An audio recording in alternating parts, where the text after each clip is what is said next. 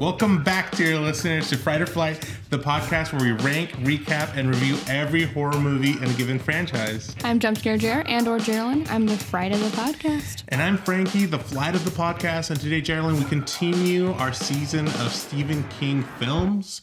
Up next, Misery. Misery. Now, this is a movie that was filmed in 1990, directed by one Rob Reiner. Love him. I don't know much about him, if I'm being honest. I know the studio that he works for is called Castle Rock, and I thought that was very interesting because I know it's named after a Stephen King town. I think it's where some of his novels take place. It's like a fictional city or whatever. They actually made a show called Castle Rock. They did. I haven't watched it. That has like Stephen King characters and like it's like a multiverse in a TV show. I know that it's kind of horror, but I haven't watched it. It's on my list. I just tend to go back to the ones I'm comfortable watching. Annie Wilkes is in the show. Oh. Yeah, not portrayed by Kathy Bates, but still. Well, then I don't want it. What did you think about this film?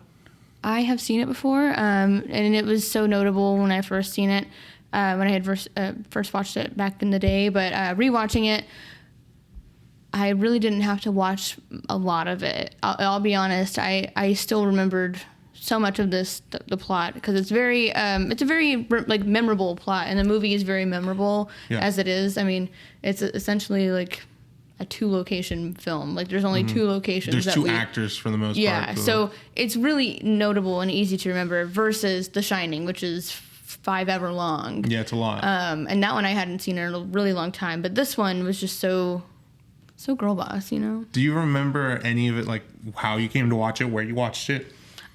I want to say that my aunt showed it to me because she was like, oh, have you seen this one? If you like Stephen King or like you like horror, you should watch this one. And I was like, okay. And then we started watching it together and I was like, oh, damn. Like it was just one of those kind of situations. Well, I'm going to give a big spoiler for our rating later on in that this is my favorite movie that we've seen so far. This is my first time ever seeing this movie. This is one of the ones that I knew I was going to be the most excited for to do the podcast on because, I mean, I've seen like short little clips. I never really knew what it was about. But I think like on online or something, you know, those little articles that's like, doctors are going to hate when you find out this one trick, like stuff like that. I hate those. I saw one that had like a scene from this movie and I watched like a 10-second clip and I was like, oh, I got to watch that movie. Interesting. I always hate those clickbaity things. They're really annoying. Well, we're going to be doing clickbaity things in the future, so. As if. I want to get to talk a little bit about how this movie was made. As you know, this is, by now, a few Stephen King novels have been adapted into films. This man is probably one of the most, I would dare say, one of the most adapted novelists. Other than, like, I don't know. It's hard to tell because I would say that, especially in the horror world, I mean, definitely at the time. I would argue that you could say Stephen King is the most popular author alive right now. I would agree with that. As far, sentiment. not necessarily just in book sales, but I mean, people know the man. Think about people know what he looks like. how many adaptations we've gotten from like even just back in the day versus like, you know, remakes of those movies as well as future shows. It's crazy. Yeah, I mean, He's like brilliant. I said, like Castle Rock, the television show, is just completely based around his characters. He's a king. Yeah, he is the king. Now, a little bit about how he came to write the book. He has gone on record saying that the novel is about his personal struggle with drugs and alcohol, going on to say that Annie Wilkes represents addiction itself. Annie being someone who at first appears to be very kind and comforting when Paul is hurt, initially helping him feel better, but then takes a drastic turn being the very thing that controls and keeps him confined and rendered helpless. That's really, really interesting, and I love hearing that. Not that he struggled with addiction, because it's a terrible, terrible disease, but being somebody who has witnessed loved ones go through addiction, it is a very, what's the word? Relatable and very obvious metaphor there that you see. So I like it. I also think that it's interesting to note that the character Annie, if she represents addiction, she's addicted to misery. Yeah, she is addicted to that. I will say that I love the name of this film. Yeah. And also, I don't know, I think it's just in the air right now, or just coincidentally, I've been seeing so much stuff so many films about authors that I love. You know, like Argyle just came out. You can kind of correlate, you know, Lisa Frankenstein with that too, and how like, you know, it's about somebody who wrote a book and this is what it's based off of, or another adaptation. And so I love stories that are about authors, and this one goes a level deeper. Yeah. Because, you know, in the book, this is very interesting to me. In the book version of this, it's about an author, and there's a book in the book, and in the book version of it, you actually get full chapters of the book in the book. I would love that. I kind of wish we would have gotten a visual, you know, like version. Oh, like of like him writing it, and so like we get to see the scenes play out. That would be kind of cool. That would be cool. I'm sure it would have added to the budget, and like from what I know, like he could use what those excerpts that includes in this one to make that into its own franchise, which I think would be super cool, right? It would be very cool, because I kind of want to know what makes these people freak out, because you know, you see these covers at like Walmart, they're like what's her name, Nora something? Nora Roberts, yes. They're like the sexy, like the Fabio looking covers. Yes, those kinds of like. Do you read any of those?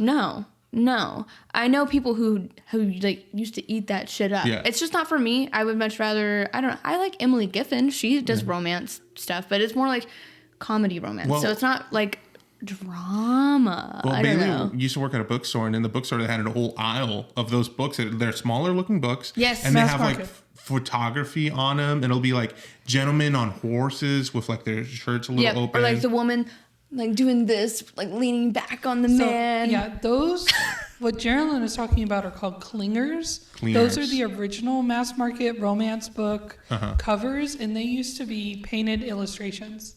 Beautiful. Another one of Stephen King's inspirations for this book was the reaction that fans had to his 1984 novel, The Eyes of the Dragon, an epic fantasy book many fans rejected because it had none of the horror elements that initially made his reputation. That's kind of sad. Yeah, it is, you know, and I think it happens often. In the book, Paul Sheldon feeling chained to the misery books by his fans was a metaphor for King feeling chained to horror fiction. And I think this happens now. I think people get upset. They get typecast, you know, with actors. Or I actually saw this yesterday. I was watching a creator, and she's known for doing special effects makeup, but now she said that she's kind of grown out of the special effects, and she would just love to do like regular like influencer type stuff, which I mean, low-key boring, but I also get you, girl, and I feel your feelings and you're valid. I prefer the special effects makeup. I think it's dope as hell, but if you're not into it, don't do it, you know? Yeah. And if people get mad at you and unfollow you, that's on them. People do that. You know, it's really interesting. I don't know how many novels Stephen King has that are not horror novels, but I do know in the past couple years, he did come out with another standalone sort of fantasy title that's not necessarily a horror novel called Fairy Tale. And I know it hasn't sold as well, I don't think, as his other horror novels that have come out recently. I guess I just wonder how he feels about that now, if he's still going through the same struggle of feeling stuck to horror and wanting to branch out or not. I feel like a lot of authors feel this way.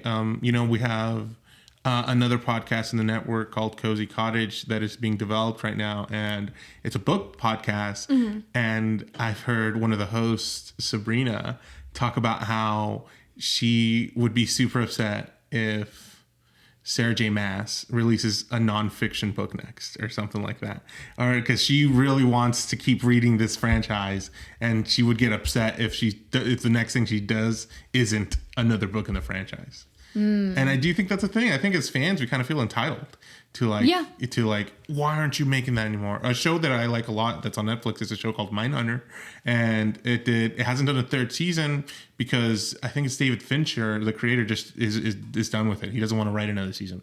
He wants to work on other projects. So I'm here sad, but you know, what can you do? I think fans should be understanding. I mean, they don't owe us any content or anything, personally. Right. Like, don't you realize they just went through this whole thing for like the whole writer's strike and the acting strike? Like I was saying before, Stephen King had already had a few films adapted. Yes, he did. And he wasn't the biggest fan of quite a few of them, notably The Shining. You know, we both know he had a strong distaste for that it was publicly shown. And so this time around, he didn't want anybody to get behind the camera to do this movie. I get it. He wants the vision from paper to, screen. And this is where Rob Reiner comes into the story. A lot of people hate Rob Reiner, Really? especially on the political side, because he's very much, left leaning, more liberal? I forget Yes. which direction. Yes. Anyway, sorry. He's great though. He was in New Girl several times as Zoe Deschanel's dad in the show. Also, he directed one of my favorite movies ever, When Harry Met Sally. That's true. Yeah, he actually had a really crazy string of films that he directed in the 80s. He directed This Is Spinal Tap in 1984, The Princess Bride in 1987, and When Harry Met Sally in 1989. Love him. As well as a Stephen King. This is his second Stephen King adaptation, actually, because in 1982, King wrote a novella called The Body that would later be adapted into a movie called Stand By Me. One of the greatest effing movies of all time. Another one I haven't seen, another one that isn't a horror, you know? So it's technically not a horror, yes, but it is a coming of age movie. So I absolutely feel like you would enjoy it. It's so good. The dialogue is so it's inappropriate, but it's also like common for young boys at that age. It's not as bad as Christine, so like they're not like this poon over here. Like no, none of that. Well, talking about Christine, Stephen King wasn't the biggest fan of that adaptation, and what Rob Reiner did for Stand By Me had Stephen King impressed. Like, oh wow, I love that adaptation that you did of my movie. So he wanted, the only way he would do this movie is that if Rob Reiner would come back to do it. So great. And so Stephen King sold the film rights for $1 on the precedent that Rob Reiner was hired to do the job. And so he was. And Rob Reiner did it, and it was great. It's so notable. It's probably one of the most notable Stephen King adaptations, I would say. You think so? I would say so. I know that The Shining is still beloved, and I do love that movie. Christine's also great, but I mean, comparatively to the books to movies kind of thing, I don't know in terms of that. But if Stephen King likes it, I kind of always trust his opinion there. Well, I do too. And hearing him talk about The Shining, I agree with pretty much everything he says about it. But some people love that movie, even though that he hates it. Now, I do want to talk a little bit, just a quick little synopsis on the plot of this film, like just to let everybody knows what happens in the novel and in the adaptation. It's a story about this author named Paul Sheldon. Paul Sheldon. And he is known for writing the misery novels. Oh, the misery. I didn't know what was happening.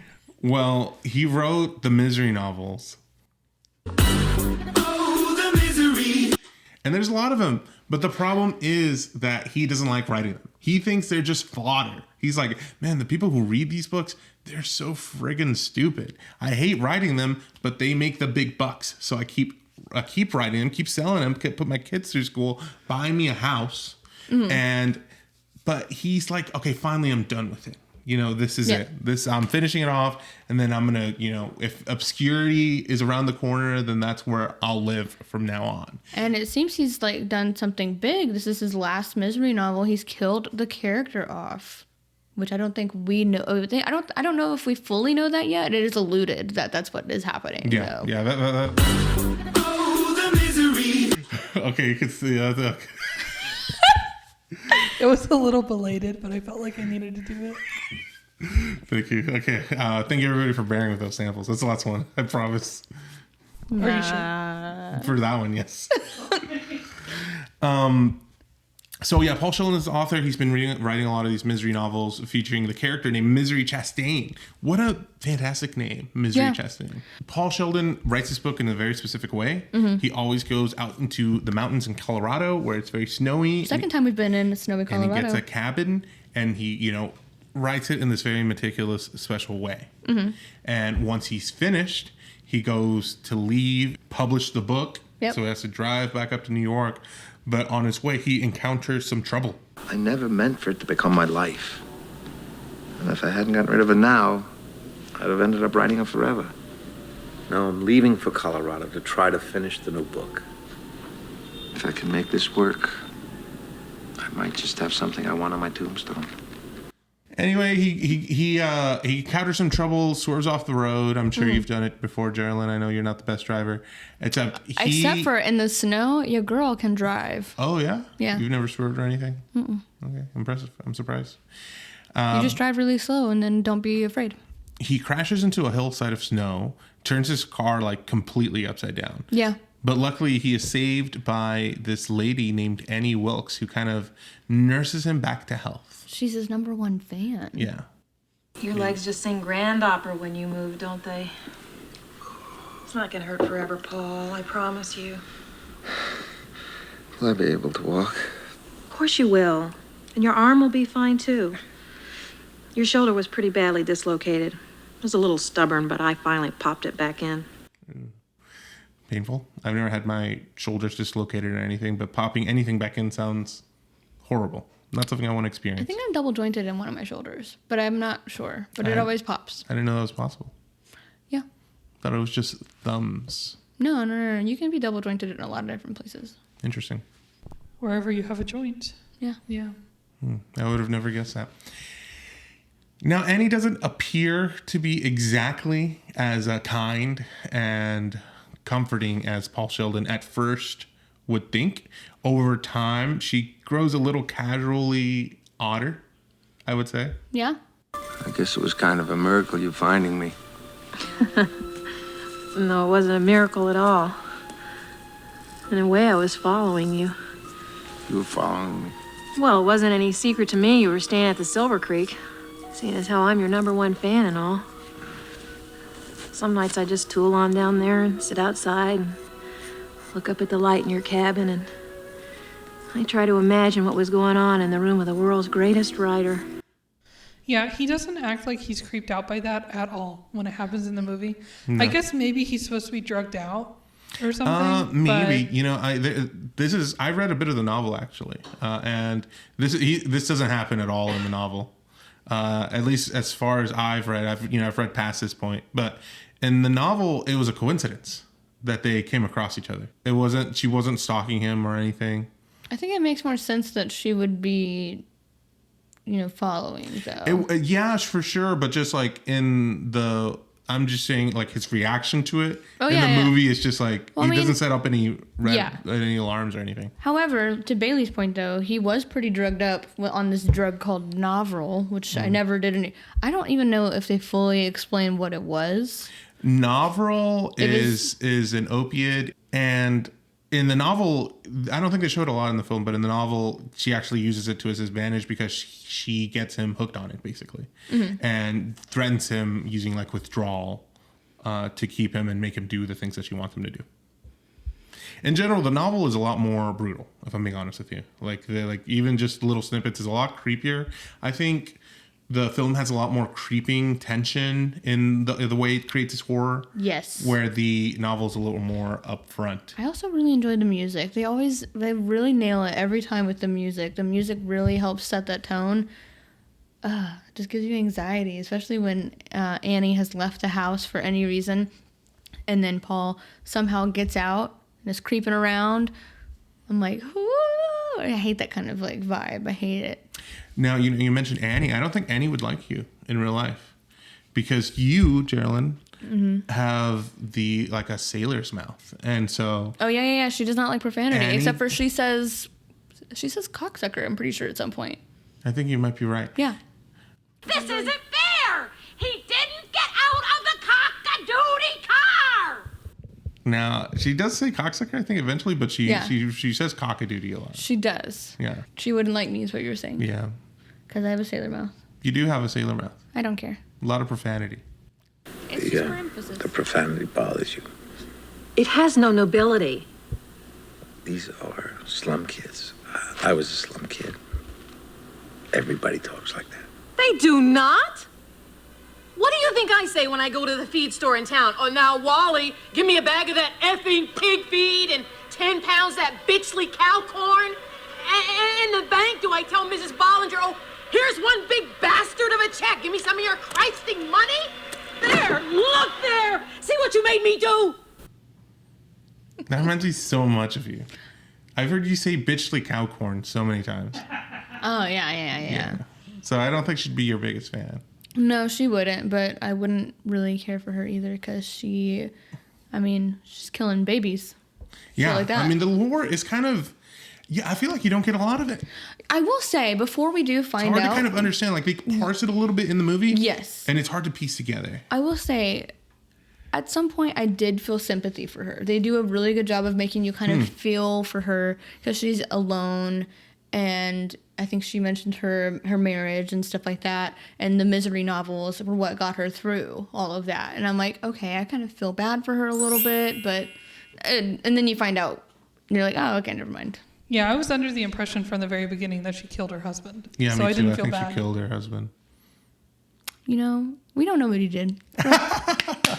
Yeah, you're Geraldine said, I support women. Yeah. I support women's wrongs. Yeah, they're right there. No, I don't support the killing of the babies. That was not cool. Yeah. Well, they have a little back and forth a little bit. I think for a while he's thinking like, oh yeah, she's crazy. Yeah, I'm in trouble here. But things really come to a head when she reads his latest manuscript and finds out that her favorite character, Misery, has been written off dead. You dirty bird. How could you?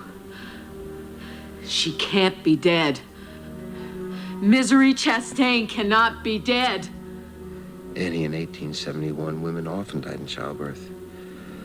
But her spirit is the important thing, and Misery's spirit is still alive. I don't want her dead! I want her! And you murdered her! No, I didn't. Who did? No one. She died. She just slipped away. Slipped away! Slipped away! She didn't just slip away! You did it! You did it! Now, I gotta say, Gerald, while we were listening to that clip, I couldn't help but notice that you keep giggling throughout the whole thing. Sorry, I was burping. Yeah, I was giggling. It's a terrifying moment in the movie. It's just kind of funny. I don't know. Oh, I can't with you. Like, sometimes I feel like if you were ever to come under like domestic assault, you'd be laughing the whole time. I don't handle serious situations very well. I tend to laugh. Stop hitting me. Literally, okay, actually, Patrick and I were like play fighting earlier, and like I punched him a little too hard in the tummy, and then he like kind of like got me in the throat a little bit, and then I was like, okay, like whatever, and then he started like play fighting and like punching me a little bit more in my sides and stuff like that, and then I just started laughing, like I completely like went limp. I couldn't fight back. Did you think it was funny? Did it hurt? No, I just didn't know what to do. I could. Yeah. It's how it was when I would my brother and I would like wrestle or fight Yeah. or anything. Like he would punch me and I just started laughing and I could never fight back. So my family's always like, you could take him, and I'm like, no, I can't. What do they say? Like when you get stepped on a lot at the front door, they call you a Doormat. doormat. Yeah. Yeah. Okay, fair enough. Now, I don't think we can continue talking about this movie without talking about the person that makes the movie, in my opinion. The character of Annie Wilkes, played by one Kathy Bates. I will say I've always thought that Kathy Bates is really gorgeous. Yeah, I agree with that. I feel like she doesn't get a lot of like recognition for that, but everyone knows her to be this fantastic actress. But I don't feel like anyone ever praises her beauty. Yeah, She's very versatile. It's a push and pull on that kind of thing because I feel like a lot of actors, especially women, aren't necessarily the biggest fans of when their looks are brought up super often. I know like Scarlett Johansson has this whole thing of like string of interviews where everybody keeps asking all the men in the movie like, what was it like to play this role? Yeah. Meanwhile, for her, the questions are like, oh, how much weight did you have to lose for this? Anne Hathaway gets the same questions, and I love her because she always redirects them. Yeah. They'll ask the men, like, what was it like playing this role? And then they'll ask Anne Hathaway, so who are you wearing today? And Anne will go like, why didn't you ask me how I got the role? I hate that kind of interview. It's just so stupid because it's like I want to know how they both prepared for the role. Yeah, no, like especially I'm with to you. know more about like Kathy Bates preparing for some of these like harder roles. I mean, she's so versatile. She's been in serious roles, like comedic roles. She's been in horror like movies and horror TV shows. She's been notable in the American Horror Story franchise. Love it. She plays crazy so well. It's interesting that you say how well she plays crazy because I feel like the versions of crazy in the book and the movie are a bit different. Okay. And here's a clip of Kathy Bates herself talking about the differences. The book is different in that Annie in the book is much more of a monster. She's much more extreme. She's much more archetypal. She's a real, she's almost like a fertility goddess in a way. I mean, that's how she's described in the book. And King has this marvelous thing that he says about her, that he thinks that if Paul says, if he put his finger just a quarter of an inch into Annie's nose, it would hit bedrock. There would just be nothing there. She's like this monolith, you know, and I think what Rob wanted was someone that was more accessible, someone that was real, someone that was human, someone that was a real, you know, psychopath. You know, so that was his vision for Annie, which was different from the book, but I think it worked. Yeah, so she was a little more, I feel like she's a little more human in the movie, where in the books she was a little, just a kind of a monster. Yeah, I mean, I like her portrayal of it, because even just the description of, you know, there being like nothing kind of there, that is terrifying in itself, yes, but it's also like that would be really hard to portray, I feel like, to kind of give nothing, that kind of thing, but also just be downright mean. Whereas this, you do, like, the human nature is to find some sort of relatability to a character, and one, you can relate to the fact that she's alone, and she has this love and passion for this thing that has provided her entertainment and, you know, happiness over the years as well, and then she's face to face with one of her longtime idols, is her favorite author. She's like the number one fan kind of thing. I think that her portrayal is so spot on, because not only is she kind and compassionate at first, but then when things are not going quite the way that she anticipates, like that quick switch is just so good. It's just, she does such a good job. I can't even like describe it. You know, I think it's interesting that you mentioned about like how it's, you know, just human nature to find something relatable. Yes. Especially, you know, actors talk about that a lot, you know, trying to connect with the character in some way or another. You know, when we were doing the Saw season last year, Tobin Bell talks about how like he's on John Kramer's side. Oh, yes, and yes. he has to believe that in some way to portray the character. Kathy Bates, for her part, in finding that relatable thing, she did a lot of research on real life serial killers and did a lot of reading specifically on people like Ted Bundy.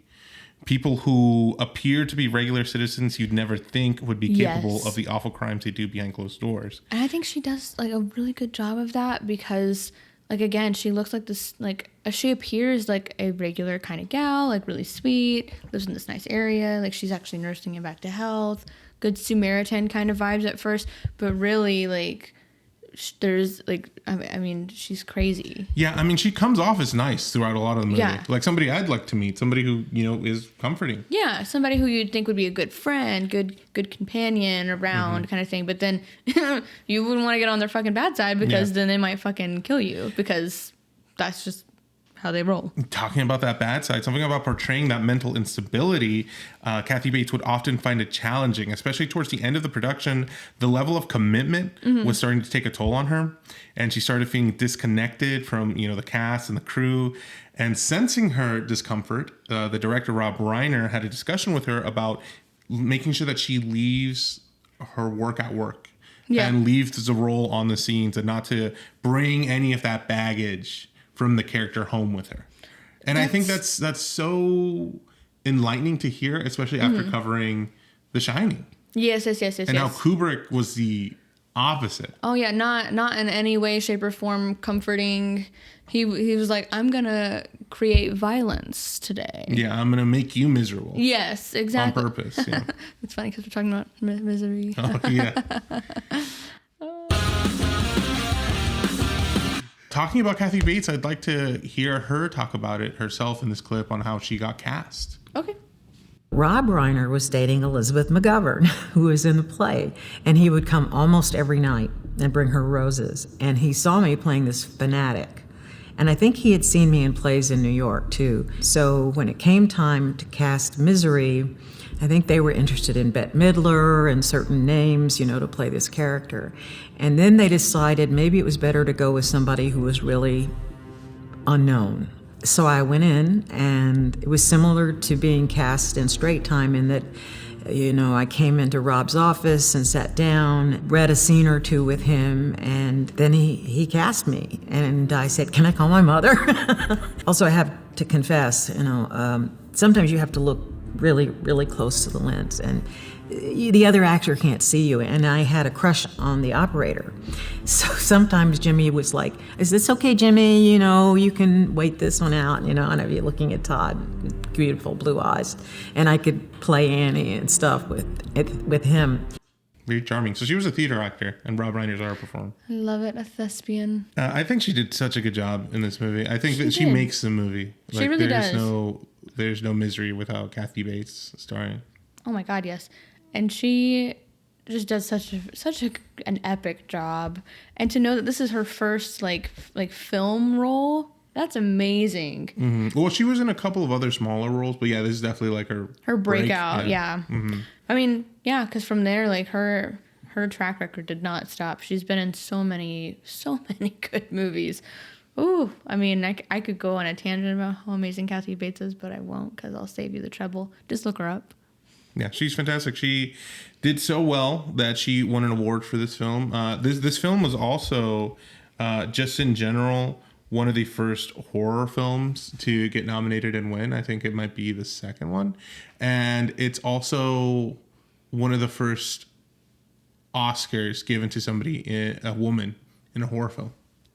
We need more of that because there are so many other fantastic horror performances and horror films that deserve so much recognition. Like, I wish. I mean, they always have Fangoria award shows and, you know, other like horror award shows. But I mean, it needs to be recognized in the mainstream. Yes, there needs to be like no movie should be off limits to that. I mean, other than, I think the porn categories should definitely be okay in their own categories. But I think like, you know, like children's films, you know, like documentaries, indie films, horror films, claymation, all kinds of stuff. Mm-hmm. All of that should be in one award show. And I think that the exclusion of horror is just, you're doing yourself a disservice because you're not, you know, seeing everyone at their full potential. I agree. I mean, and I'm thankful for Kathy Bates to get the award and to make a stride towards that. That's awesome. We need more of it, but it is awesome. Here she is accepting her award. And the Oscar goes to Kathy Bates in Misery.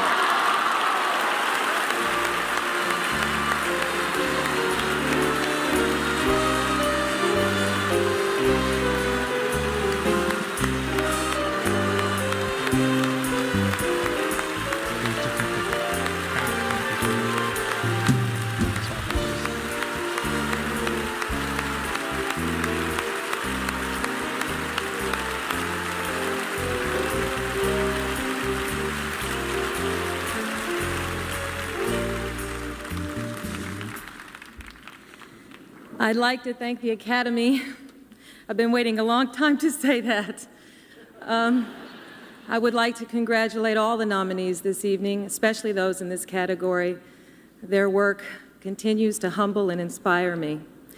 I would like to thank everyone associated with Misery, Columbia Pictures, Castle Rock, Andy Scheinman, Rob Reiner for giving me a chance. I'd like to thank William Goldman for bringing the wonderful, crazy Annie Wilkes to the screen, and Stephen King for thinking of her in the first place.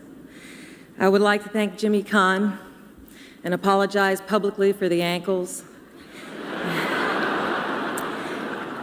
I would like to thank my family, my friends, my mom at home, and my dad, who I hope is watching somewhere. I would like to say thank you. Thank you very much.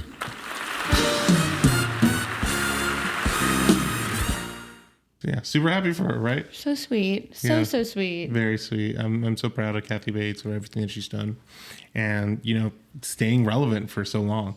Oh my God, yes. I just love her. She's just so wholesome.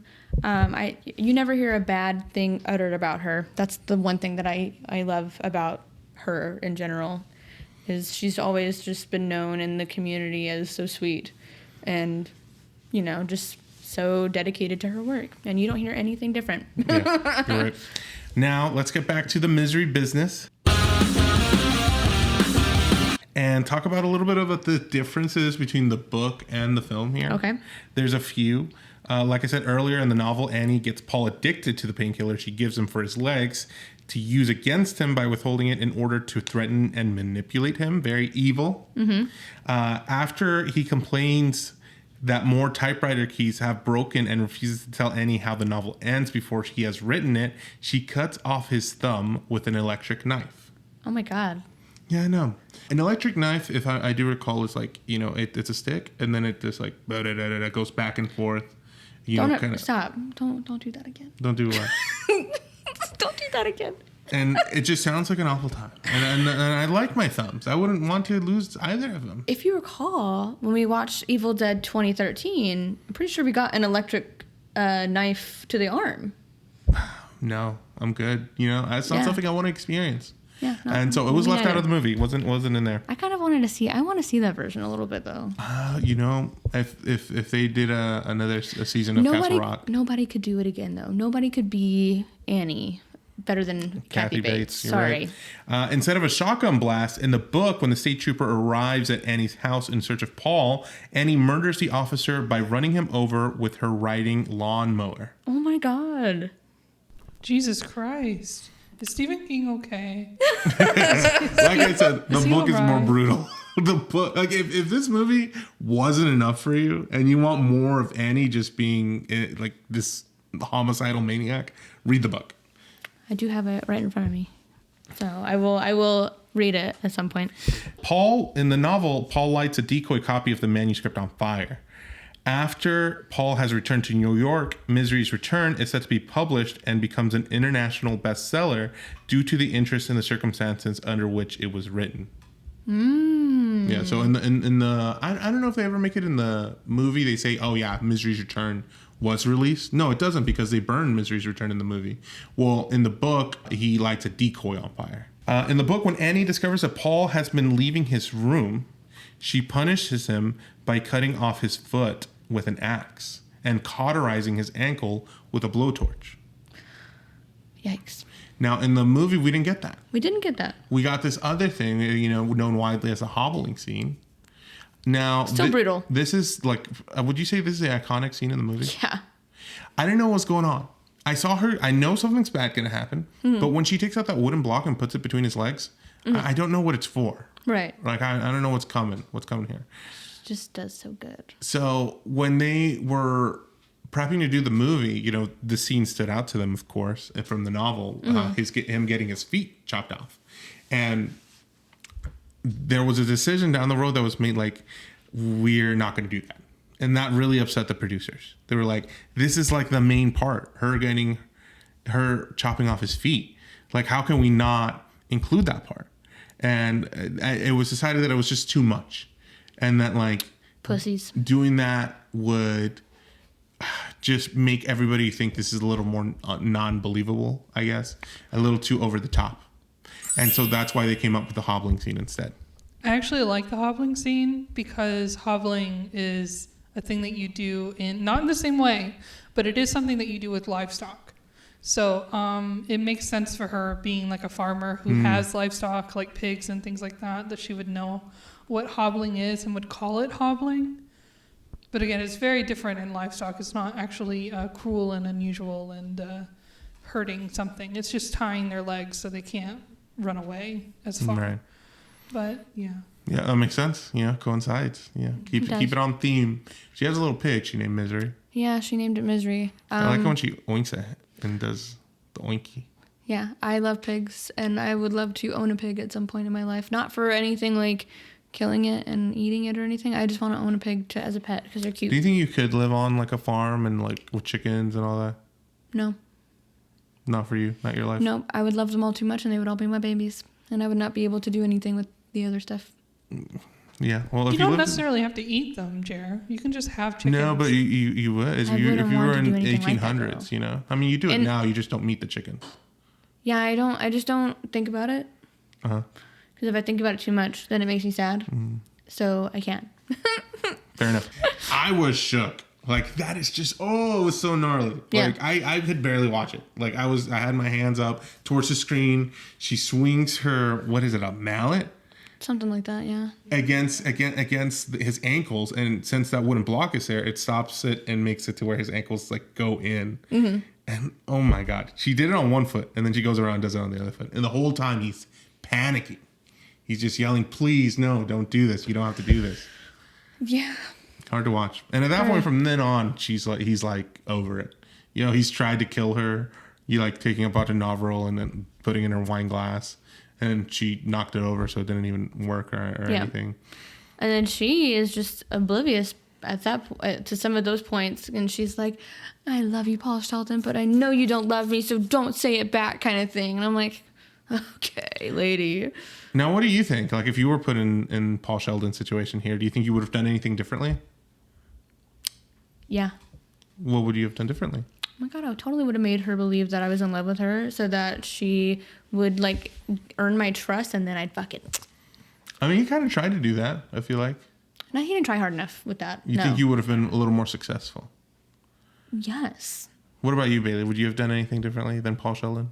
I mean, that's kind of like the number one rule when you're kidnapped by a sociopath or whatever she is like you try and get them to see your humanity. And I feel like he did that, though. Yeah, he did, but he didn't commit to it super hard. I think he needed to, like, he committed to it, and the second the wine knocked over, he was like, fuck that, I'm not doing this anymore. Yeah, he's like, now I'm truly out of it. I'm done. I'm ready to go. Yeah, you got to keep the character. You got to keep it going, you know? Like, I think about this stuff so much, like in situations like that, like in hostage situations. Like, I would have to make them believe, like, you have to make them earn your trust so that they would, like, loosen up on the restrictions kind of thing. And then, boom, when they're not expecting it, then you betray them and kill them. And then you're like, I was never on your side. You see, that's a big trope in a lot of horror movies, actually. Mm-hmm. Well, Geraldine, I think that about concludes our talk here about Misery.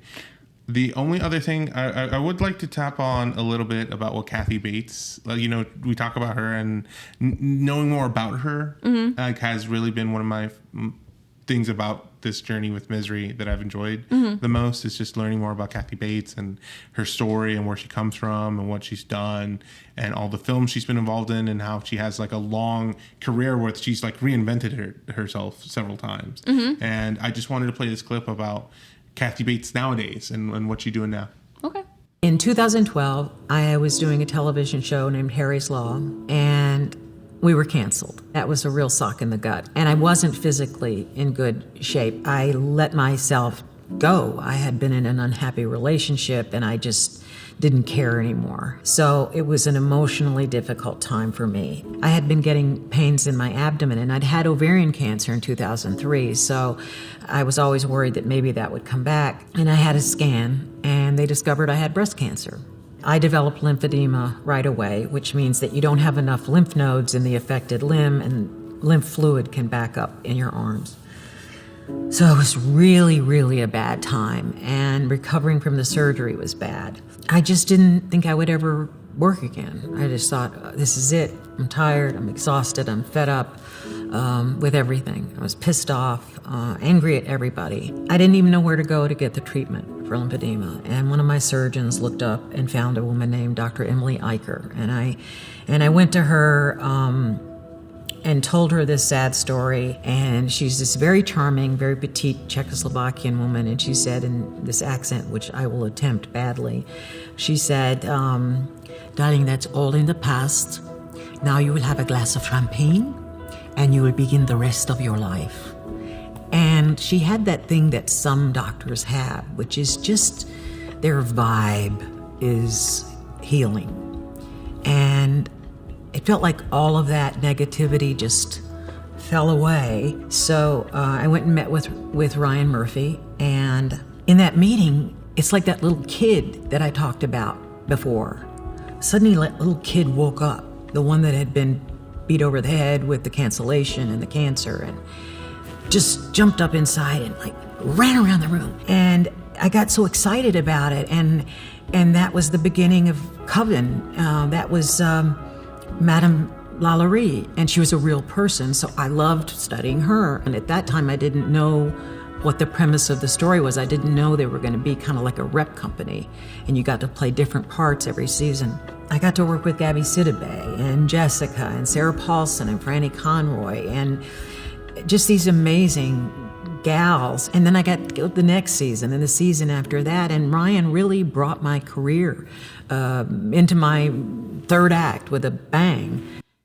That's great. I'm so happy for Kathy Bates. And I did not know she like had so many struggles like that. That's really sad to hear. But knowing that like Ryan was this like a big part of that, makes me want to cry. She's so sweet. It is really sweet, and I just hope that she continues to be recognized for all her efforts and all her talents and skills, because I think, I mean, she's a legend, right? Absolutely. And she's in so many seasons of American Horror Story. If you haven't watched any, like, do watch them because she is brilliant. She's so good. Her performance in Coven is the most memorable thing in that season, I think. Oh, yeah. And also Roanoke. Yeah. Oh my God. She killed it in the Roanoke season of American Horror Story. She's so great. Will, admittedly, the Roanoke season is one of my least favorite seasons. It's one of my favorites. Yeah, it's one of our favorites. But one I had, it took me like several. I could probably count probably on my two hands. It took me probably like more than 5 tries to get through the season, and I just kept getting bored with it and kept getting bored. But finally, I pushed through, and then I was like so glad. And then I binged the rest of it all in like the next day, and I was like, okay, it's not as bad as I thought it was. So it's definitely a fun season, but it's not in my favorites. I will say that. But it's not the worst season either. I would say probably the worst season so far is the one that they're on currently. I think Roanoke's the last one we watched. Yeah, I'm currently watching the Delicate season, and they've only released half of it, and they haven't released the second half. But so far, it's not amazing. It's not horrible, but I don't think it's anywhere near the caliber of the previous years. Is there anything else you'd like to say about Misery? No, but Either of you? I also love James Caan. She referred to him as Jimmy as well, because that's another common name for that. But James Caan is fantastic. I loved him in Elf. You know, I grew up watching him in Mickey Blue Eyes, and he's just super, super fun. He always seemed like a really nice actor to work with at least from every interview I've seen. He always kind of plays like these kind of like asshole kind of characters, but he's always like endearing, if that makes sense. So it's always fun. But of course, he even does a fantastic job in this role. I mean, we really get to study these two characters, but you know, Annie Wilkes makes the film the best. So it's interesting, you know, James Caan, he had to be in bed for a lot of the shooting in this movie, and evidently he's known for, you know, not being a still guy. Like he has a lot of energy, and so it was really hard for him to just be in bed throughout the entire shooting of the movie. Another thing about Kathy Bates during the shooting of the movie, she said she was barely in her trailer. She said that often throughout a lot of it, she just enjoyed watching everybody else work. And, you know, in that one clip we played earlier, we talked about her admiring one of the operators. But in general, like she liked to see what the prop crew were doing. She liked to see how the movie was being made. And so she spent a lot of her time on set. That's always really fun to watch, you know. I mean, the phrase itself, I hate the saying, but, you know, it's cool to...